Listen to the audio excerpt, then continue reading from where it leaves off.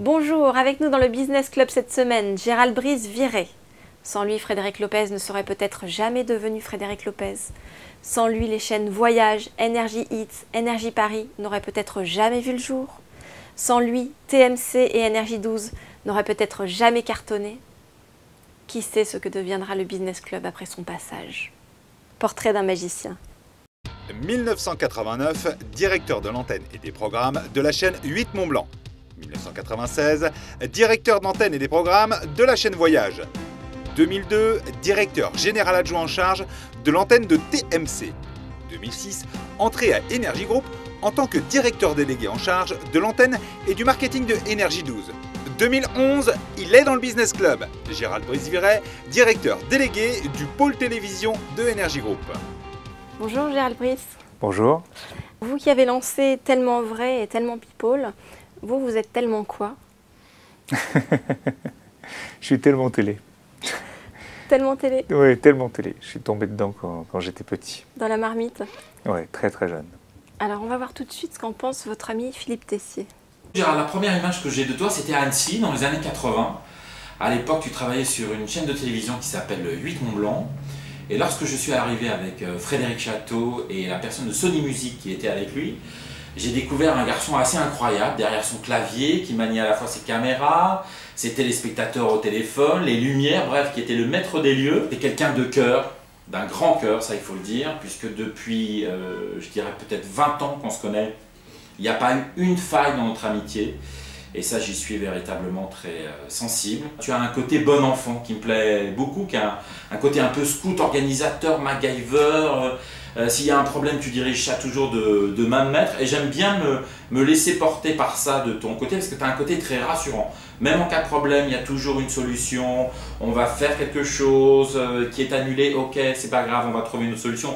Je crois que tu sais exactement où tu vas aller professionnellement parlant. Toujours dans l'univers de la télé, mais je sais que derrière, tu as aussi d'autres idées. On ne va pas en parler là, parce que je ne crois pas que ce soit ni l'endroit ni le lieu, mais moi qui te connais bien, je sais que tu penses parfois à d'autres choses, d'autres horizons. Donc, je ne sais pas, si tu veux en parler, parle-en. Moi, je ne me permettrai pas. Alors, où voulez-vous aller, Gérald Brice? Alors, d'abord, ça m'a fait très plaisir de retrouver Philippe Tessier, qui est un ami de longue date, que j'ai rencontré en fait à Annecy, mais plus précisément à Lyon, quand j'ai dirigé une chaîne qui s'appelle TLM. Lui, Philippe, est un Lyonnais, il connaît bien la ville, et il a été véritable ambassadeur pour moi, il m'a fait découvrir cette ville. Depuis, on est devenus les meilleurs amis du monde, on s'entend très très bien, et c'est ça qui est bien, c'est qu'on fait des rencontres au fil de la vie, et après, c'est la fidélité au bout de 25 ans, et ça m'a fait très plaisir que vous l'interviewez. Tout ça pour éviter donc ma question, où voulez-vous aller, Gérald Brice? Alors, il y a plusieurs, en fait, ça dépend sur quel thème. Vous voulez ouvrir une boutique de vieilles cartes postales et de vieux posters, ou un bouchon lyonnais? Mais en fait, j'ai la passion des voyages. C'est-à-dire que j'ai deux passions dans ma vie, c'est la télévision et les voyages. Et c'est vrai que j'ai eu la chance de diriger la chaîne Voyage, donc ça c'était vraiment l'éclat total. Et c'est vrai que j'ai un rêve, je caresse un rêve, c'est de travailler dans le tourisme, de travailler dans le voyage. Et c'est vrai que j'adore organiser les voyages des uns et des autres. Je suis un fin connaisseur de toutes les routes aériennes. J'adore rencontrer les peuples de l'autre bout du monde. J'adore les langues, j'apprends les cultures, j'adore les religions, etc. Donc c'est vrai que cette passion m'anime. Et d'ailleurs, quand j'ai un peu de temps libre dans ma vie professionnelle, ce sont les voyages qui me permettent justement de prendre du recul sur les choses. Et c'est vrai qu'un jour, si je peux travailler dans l'industrie du voyage, à la fois en réceptif, en tour opérateur, l'hôtel, etc., vraiment, ça me plaît beaucoup. Je rêverais, par exemple, d'être le ministre du Tourisme. Voilà. Ou je rêverais, par exemple, de travailler à l'aéroport de Paris, comme le monsieur qualité de l'aéroport de Paris. Je crois qu'on a tous, chacun, un rêve. Ouais. On le fait ou on ne le fera pas, je ne sais pas, mais en tout cas c'est bien. On le fait la moitié de sa vie. Voilà, ou en tout cas c'est bien parce qu'on le dessine. Qu'est-ce que ça pourrait être si je ne faisais pas de la télévision ou si je n'étais pas patron de télé? Bon, on se retrouve dans 10 ans. Vous avez eu un parcours dans toutes ces télés locales, TV8 Mont-Blanc, Anti-Télévision, France 3 Nancy, Cash TV. Oui, et il en manque une. Chaînes. En fait, quand j'étais étudiant à Grenoble, en sciences politiques, j'ai créé une chaîne qui s'appelait GR15. C'était une chaîne qui était sur le câble. On est là en 1986 Et on a créé des tout petits moyens, la première chaîne locale de Grenoble. C'était sur le 15e canal. Et j'étais un présentateur journaliste de cette chaîne. Et c'est vrai que moi, les télévisions de proximité, les programmes de proximité m'ont toujours beaucoup attiré. Et surtout quand c'est dans votre région, que vous connaissez. C'est-à-dire que moi, la région Savoie et de Savoie, je l'ai dans mes tripes, cette région. Je trouve qu'on peut encore réinventer la proximité. Elle n'existe pas assez, à mon sens. Au fond, c'est peut-être un conseil que vous pouvez donner à ceux qui veulent avancer, c'est-à-dire déjà trouver le moyen d'être plus malin que les autres, en étant curieux, en saisissant les opportunités. En fait, c'est pas être plus malin que les autres.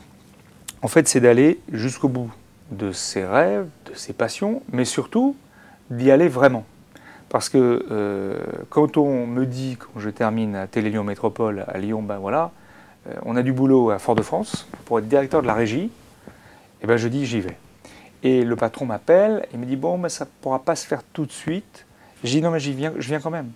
Je prends mon billet, j'achète mon billet, je viens quand même, je vais voir comment c'est. Tu ne me payes pas. Être proactif tout le temps, quoi. Je viens et je vais rester 3 semaines. Est-ce que tu me loges? Il me dit bien sûr, je te loge. Ça ne te coûte rien. Je viens 3 semaines, je te donne des conseils, etc. Et je vais là-bas, alors que le poste était en fait remis en question. Je travaille 3 semaines quasiment de manière bénévole. Et au bout des 3 semaines, ben, il me rembourse mon billet. Il me dit, bon, ben, je t'embauche. Et ben, c'est ça, c'est un moment où il faut y aller, il faut saisir les opportunités. Et quand on a une passion, il faut rentrer par tous les biais. C'est que si aujourd'hui je devais refaire de la télévision à 15 ans ou à 16 ans, ben, je rentrerais comme stagiaire à n'importe quel poste. Et toujours le faire donc avec un supplément d'âme. C'est ce que vous faites dans vos chaînes, dans le sens où vous essayez de produire de plus en plus de magazines et d'avoir beaucoup de productions en fait, plutôt que d'aller acheter des programmes tout faits ou tout formatés. Alors c'est un mix des deux. D'abord une chaîne c'est son équipe et c'est vrai que l'âme elle se ressent à travers son équipe. Nous on est une petite équipe pour diriger donc ces 3 chaînes, Énergie 12, Énergie Paris, Énergie Hit. On a à peu près une petite cinquantaine et c'est vrai qu'on produit beaucoup. Et on fait coproduire, il y a beaucoup de programmes produits par nous et pour nous, parce que ça va donner une âme à la chaîne et un supplément par rapport aux autres. Qui plus est, nous, on est un groupe de chaînes indépendants, donc on n'a pas accès à des catalogues de séries, de fiction comme W9 par exemple avec M6 ou TMC avec TF1. Donc il faut être plus malin que les autres et on pense que par la production, on peut être différenciant et on peut aller chercher un public captif pour la chaîne. Et vous travaillez, si j'ai bien compris, encore sur 2 projets de chaîne, Chérie HD et Nostalgie TV? Oui, le CSA lance un appel d'offres pour un résultat au printemps 2012 et effectivement, le groupe Énergie va proposer 2 chaînes HD. Chérie HD, c'est une chaîne à destination des femmes. Il n'y en a pas aujourd'hui sur la TNT. Et une deuxième chaîne, qui est une chaîne autour de la marque Nostalgie, qui est une deuxième très belle marque du groupe Énergie. Nostalgie avec une chaîne du patrimoine, des films, des séries, de la production aussi. Et vous ne regrettez pas de ne pas avoir poursuivi votre carrière de présentateur? Non, parce qu'en fait, il faut savoir à un moment qui on est. C'est-à-dire qu'en tant que présentateur, il y a d'autres gens qui étaient bien meilleurs que moi. Par exemple, quand j'ai fait une audition avec Frédéric Lopez à TLM, j'ai vu que c'était un animateur de talent. Il avait plus de talent que moi. Et à un moment, il faut savoir reconnaître là où on a le plus de talent. J'ai plus de talent, moi, derrière les caméras que devant la caméra. Votre ami Philippe Tessier a une question à poser au président que vous êtes.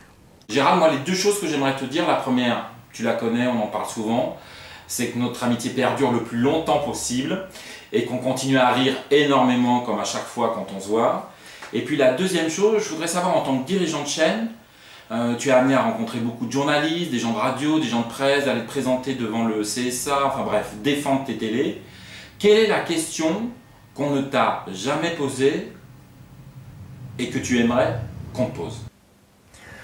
C'est une question, à mon avis, sur les équipes, en fait. Parce qu'on personnalise toujours une télévision par rapport à son antenne, par rapport à son dirigeant ou à son propriétaire, Jean-Paul Baudecroux, etc. Mais moi, on ne se pose jamais de questions sur les hommes et les femmes qui font la chaîne. Et moi, j'aimerais raconter des destins autour des gens qui font la chaîne. Par exemple, j'ai en tête Eric Bonelli. Eric Bonelli, c'est quelqu'un qui a commencé au service production, et qui était un adjoint de production qui s'occupait des PAD, des cassettes, etc. Et aujourd'hui, il est directeur artistique, directeur de la production du pôle télé, et c'est un parcours phénoménal. C'est ça votre secret finalement pour faire cartonner vos chaînes, toutes les chaînes dans lesquelles vous passez, c'est ça, ce côté humain? Alors cartonner, c'est peut-être un mot très fort, en tout cas on essaye. TMC, vous avez quand même réussi à doubler en 24 mois l'audience. À TMC, c'est vrai qu'on s'est vraiment éclaté, c'est une chaîne qui m'a beaucoup touché personnellement, parce qu'il y a une histoire qui est très forte, parce qu'en fait quand j'étais gamin, j'ai eu la chance de visiter TMC, et j'avais dit à ma mère à l'époque, on était à Monaco, j'adorerais visiter TMC et RMC. J'étais un fanat de radio, je devais avoir 8 ans, 8-10 ans, fanat de radio et de télévision. Et ma mère, comme je la bassinais avec ça, elle me dit, bon allez, je vais te faire visiter la radio. Et on y va au culot, et on sonne boulevard Princesse Charlotte à RMC, c'est la fille au comptoir qui nous accueille, pourquoi pas, tout ça, elle fait un baratin, tout ça. Et c'est José Sacré, un des présentateurs télé qui était à la radio, qui me fait visiter la chaîne, plus la radio, donc j'ai eu un coup de cœur. En plus ça se passe à Monaco quand on est gamin, la principauté, tout ça, etc. Déjà aujourd'hui c'est magique, mais quand on est petit ça l'est encore plus. Et j'ai eu l'opportunité de diriger cette chaîne 30 ans plus tard. Vous allez lancer là une télé-réalité événementielle autour d'un talent show pour 2012 ? Oui. En fait, dans la veine des anges de la télé-réalité, on reprend des anciens candidats de la télé-réalité qu'on fait vivre à travers cette série de Les Anges à San Francisco, à Los Angeles, etc. On va faire les Anges de la chanson, on a appelé ça Encore une chance. On va permettre à des anciens candidats de Starac ou de Encore une chance ou de X Factor ou n'importe quel jeu de la TNT ou du paysage audiovisuel, et bien d'avoir une deuxième chance. Toutes les bonnes choses ont une fin, Gérald Brice. Donc on va devoir se dire au revoir. On va se quitter sur une petite requête de votre ami Philippe. Un enfer, un enfer. Ça fait des années que je supporte Bryan Adams.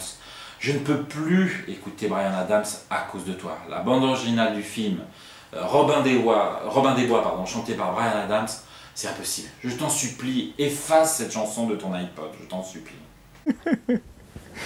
C'est promis, Gérald Brice? Non, je ne l'effacerai pas parce que bon, c'est un chanteur que j'aime bien et en plus ses chansons sont, après on aime ou on n'aime pas, mais c'est vrai que Bryan Adams, comme j'ai un peu travaillé au Canada pendant quelques années avec une chaîne qui s'appelle Canal Évasion, j'adore ce chanteur, sa voix un peu racleuse, etc. Et c'est vrai que j'écoute souvent Bryan Adams, donc tous mes amis, y compris Philippe, détestent ce chanteur, donc je l'écoute avec un iPod mais avec un casque, comme ça je dérange personne. Voilà, et il y a des très belles chansons romantiques. Une chanson qui s'appelle I'm Ready, et qui est très très belle de Bryan Adams, et pas uniquement la chanson que tout le monde connaît, de la chanson de Robin des Bois. Philippe, ça me fait très plaisir, c'est un de mes meilleurs amis. C'est quelqu'un en fait qui pour moi symbolise beaucoup les voyages, beaucoup les bons moments. Donc c'est vrai que j'aime bien moi cloisonner ma vie professionnelle, ma vie personnelle, ma vie d'aventurier, etc. Voilà, on a décloisonné votre vie dans Business Club. C'était fait pour ça. Merci de votre invitation.